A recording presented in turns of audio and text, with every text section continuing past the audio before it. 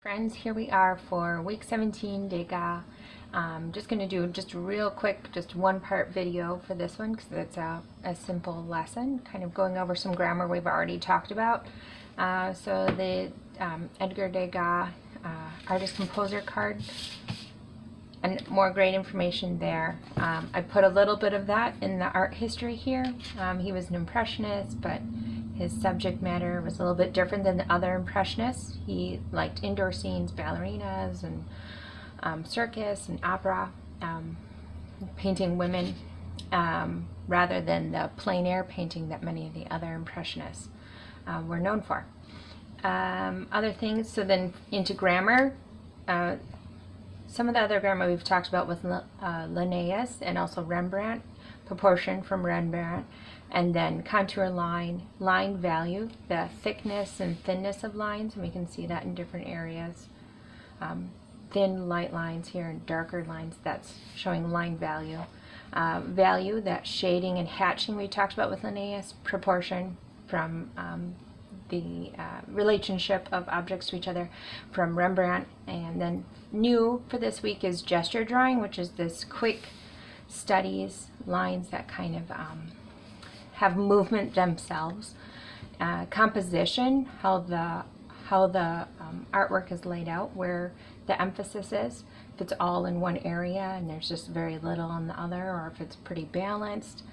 And that goes right into balance too, is relating to composition.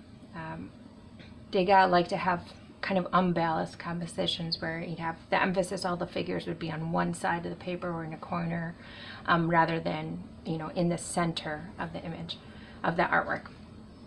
Okay, so there's no warm-up activity. We'll just jump right into the project because there's kind of, we can add as many figures to it as we like. But so to show you real quick, here are those sample artworks from Degas. If you want to go over any of these with the class to kind of introduce him, these will be in the binder. Here's all racetrack images. Here's ballerinas. These are all oil painting. Later he moved into more of the charcoal and pastel, kind of more sketching, where we see more of this movement in here, but also part of that capturing kind of awkward poses, or rather than face on, like someone standing still and ready for the image, that it's kind of in motion, kind of caught. And also kind of these studies where it's a whole figure and then part at different angles. And then this is one of his artworks that we're kind of posing or inspiring our artwork for the project off of 3 different poses. There's some runoff here of the composition, and showing a little bit of that movement through lines in the background and through the skirt, even through the bodice. So that's that. And then up here I've got a quick example of what we're trying to do. We're going to be using just showing some different motions and getting that movement and quick lines, but also capturing those proportions through using shape. And then we go back in and you can layer lines that smooth out those shapes that make up the body. So trying to get those proportions correct too. And with the younger kids, we'll start with one, and then if we have time, we'll move to another one. With the older kids who will, have a better grip on this, more practice with this grammar, they might be able to move more quickly and add more figures into their composition. So we'll have a drawing mannequin, and the plan is to have 2 for each class, so that you could have half of your class sitting and looking at one, so they don't have to be facing it from different sides. And it's bendable at all the joints, they twist and they turn, so you can pose it however you like, and then have the class draw that once and then move on and reposition it. Using charcoal or pastel, they're all really soft materials, or chalk, that give varying types of lines. Thin lines if we use the edge, if we lay it down flat, we can get different types of lines. And so I'll just demonstrate really quick how we're capturing those shapes. that helps us get proportions of things, and this applies just like we were drawing in for Linnaeus, of drawing that outside contour line of the flower first and then layering in those details to get a fuller, more detailed image, but to get those proportions correct first. So I like to start with the kind of torso, because that kind of sets the proportion for the rest of the body that kind of branches off from there. So for this pose, I'm just going to start with that triangle, and that, you know, this gesture drawing is just kind of quick movements, not spending a lot of time with it. And then that kind of middle section, and then kind of more of a triangle again for the bottom, and the circle for the neck, the head.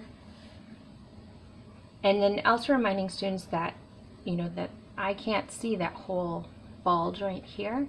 I know it's there, but I can just see part of it. So that other part of perspective where we're seeing, that overlapping, and we're just capturing what we can see, even though we know there's more to it than that. And then ovals, balls, or circles, and more ovals.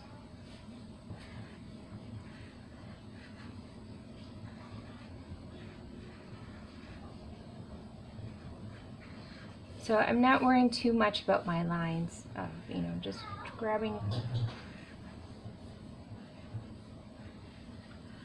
rough and, you know, lay everything up. That's kind of this drawing style. Kind of, it gives that motion.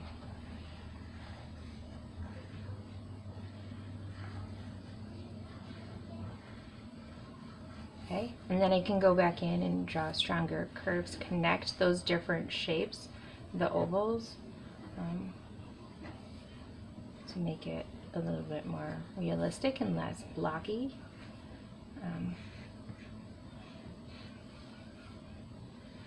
Or even just quick lines for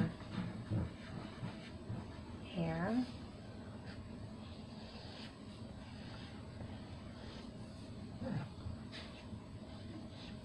Okay, so I get that idea there, and then using chalk or whatever other material, soft material that we're using, and probably starting out laying it on its side and just pulling out nice flat lines to be the kind of tutu shape. And then if I use the corner, the edges, I can draw lines into that to give it more definition. But still quick motions. And then I can go back in here, add a little, just the hints of detail here.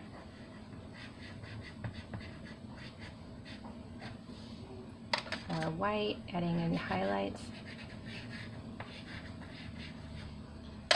Or you know, if students do some more figures, you could go in and just add in some of those general, you know, like floor, to give that a little bit of, ground the image a little bit.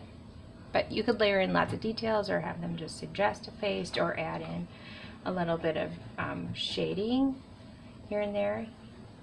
Just that suggestion of, you know, making some lines a little thicker.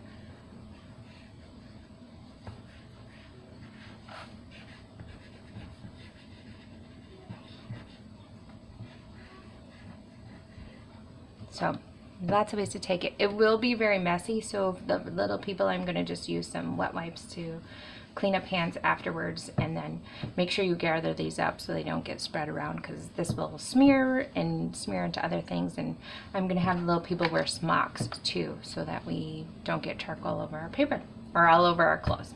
Okay, let me know if you have questions.